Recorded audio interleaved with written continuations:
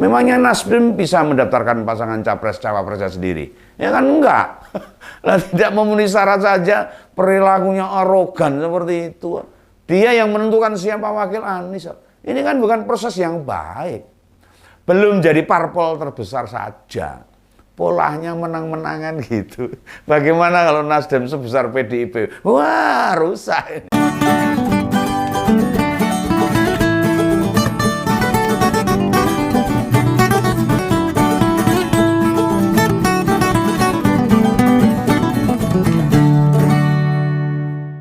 Halo, wah ini seneng ini begawan malam hari ini seneng ini.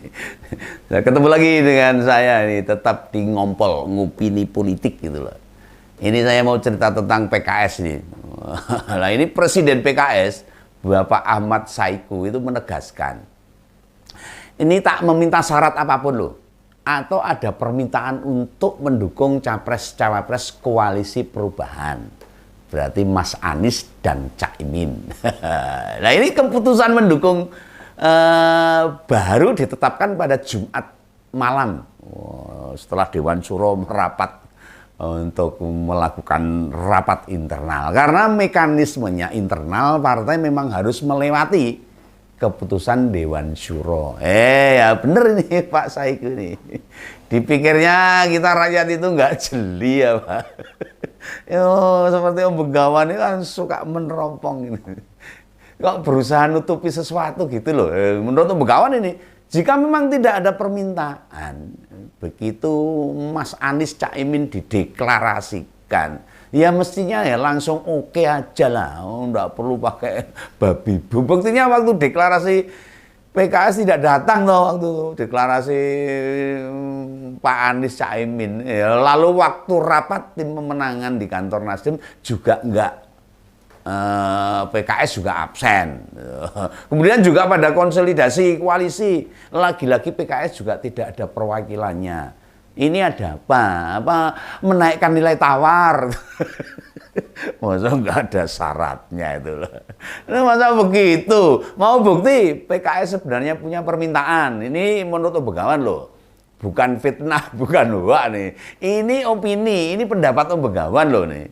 Kan di piagam koalisi itu disebutkan, jika cawapres itu dipilih oleh capres, hak prerogatif, berkali-kali Begawan mengatakan begitu. Kan mestinya jika Pak Anies itu setuju berpasangan dengan Caimin, ngapain nunggu rapat Dewan Syuro? Harusnya wis oke deh gitu. Ya aneh banget loh. Dadak diulangi rapat meneh itu loh. Lah apa gunanya piagam koalisi itu? Memang koalisi perubahan ini koalisi yang rada aneh itu. Nama capresnya tetap, nama koalisinya juga tetap, tapi parpol pendukungnya juga tidak tetap, alias berganti. Nah sekarang ini, piagam koalisi itu kan masih berlaku atau enggak? Ini pertanyaan ini. Nah gak jelas toh. Lalu tim 8 ya otomatis bubar no. Soalnya 2 wakil Demokrat itu dari ya itu salah satu 2 wakil Demokrat itu termasuk tim 8 itu otomatis kan sudah keluar.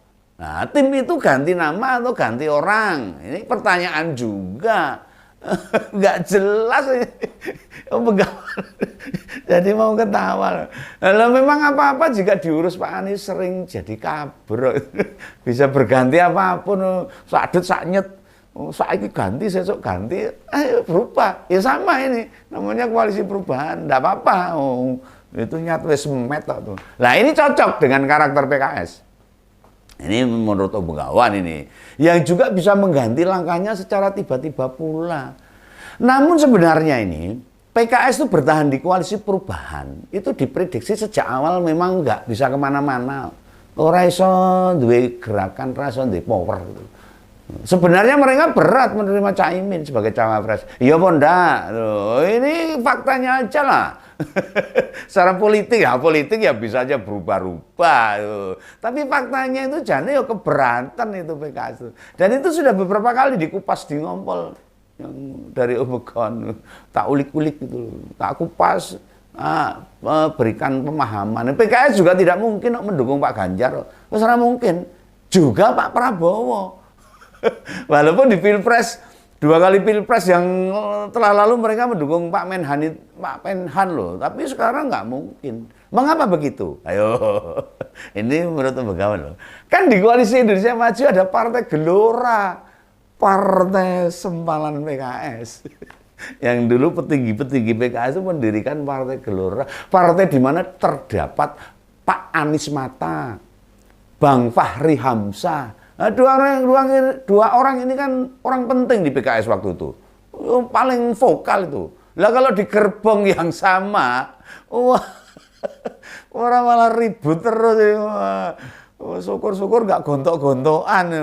Dulu masih satu partai aja mereka gugat-gugatan antar mereka. Mendukung Pak Ganjar, wes ora mungkin. Nah, yang ini tidak mungkin gitu. Nah ini kalah isin. Tahu kalah isin itu, mundur isin kalau sekalian gitu. Mau berprestasinya kayak apa? Mereka itu sudah antipati dengan PDIP. Mau pokoknya wegah gitu loh. Wes wegah dukung gitu loh. Dan Pak Ganjar tentunya. Lihat saja komentar di postingan Ngompol ini. Pasti pasukan PKS yang membenci Pak Ganjar itu ikut berkomentar ini. Dan komentarnya ini banyak yang aneh-aneh. Dan omongannya cuma soal video porno melulu aja pendukungnya itu. Gak ada isu lain itu. Mereka itu nggak bisa debat. Buntet argumentasinya udah nggak bisa jalan, cuntel pikirannya, cuntel itu rampung gitu loh. Ya karena kebencian yang terus-menerus dipelihara di hatinya untuk membenci Pak Jokowi, akhirnya ke PDIP, ya sekarang turun ke Pak Ganjar. Dan selalu difitnah terus ini Pak Ganjar sekarang itu. Wah porno bokep, wah kujur lah itu. Tapi untungnya masyarakat Indonesia sudah cerdas, itu tidak dipercaya. Oh rapayu itu, hal-hal seperti itu. Teman-teman tidak usah melayani komentar soal Pak Ganjar yang negatif-negatif, nggak usah melayani. Masyarakat sudah cerdas itu. Hal-hal yang diserangkan ke Pak Ganjar tentang video porno, tentang politik identitas, masyarakat orang percaya, udah cerdas. Mereka gak akan berubah pilihan. Biarkan saja itu loh. Kalau diajak debat, paling logikanya muter-muter. Nggak kemana-mana. Lah apa mereka nggak pernah lihat toh.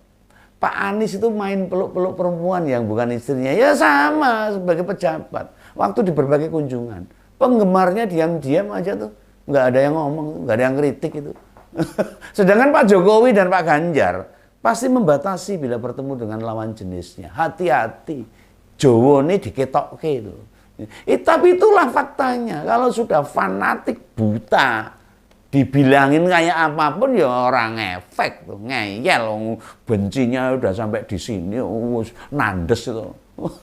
Isinya mau ngelek tok itu Pak Jokowi sama Pak Ganjar tuh buat mereka. Nah kembali ke soal capres koalisi perubahan ini. Dalam pidatonya waktu PKS menyatakan dukungan, Pak Anies bilang diberi amanat yang besar, tapi bukan amanat yang berat. Ini sekali lagi tak ulangi loh ya. Pasangan Anies Caimin mendapat amanat yang besar tapi bukan amanat yang berat. Mohon dipahami ini. Ini betapa merendahkannya seorang Anies pada amanat ini. Amanat jadi capres kok bukan amanat berat. Sombong amat ini. Dia memaknai amanatnya besar karena berkonsekuensi pada perjalanan bangsa ke depan katanya. Kenapa tidak dimaknai berat? Artinya mantan gubernur ini karena koalisi perubahan diisi orang-orang baik, tujuannya baik dan dengan cara yang baik katanya itu. Memang koalisi yang lain diisi orang-orang jahat. Dan siapa ini Pak Anies ini? Ini bisa disebutkan tidak ini? Lalu juga tujuan koalisi yang lain juga jahat. Nah, sebutkan koalisi lain tujuannya jahatnya apa itu? Oh, Rene. Oh, ini pidatonya. Bingung saya ini, mau mencermati, memahami ini bingung nih. Jika dicermati, memang pidato atau ucapan mantan gubernur ini sangat insinuatif lah. Selalu menyanjung diri dan kelompoknya dengan hal-hal positif. Sebenarnya kenyataannya embo itu. Sehingga bisa diartikan kelompok lainnya itu jahat. Orang artinya kecil itu bagi mereka. Dari kalimat pidato Jumat malam saja. Jelas-jelas kita menilai dia tidak jujur. Ya oke lah, anggap saja semua orang Nasdem, PKB dan PKS itu orang baik dan tujuannya baik. Tapi benarkah cara yang mereka lakukan juga baik? Tanya tuh yang pada memperhatikan manuver politik kalian itu. Baik apanya? Lo jelas-jelas mengkhianati Mas Ahaye di dan Demokrat, toh. Mengelabui Mas Ahaye, meninggalkan cara bermusyawarah untuk mengambil keputusan.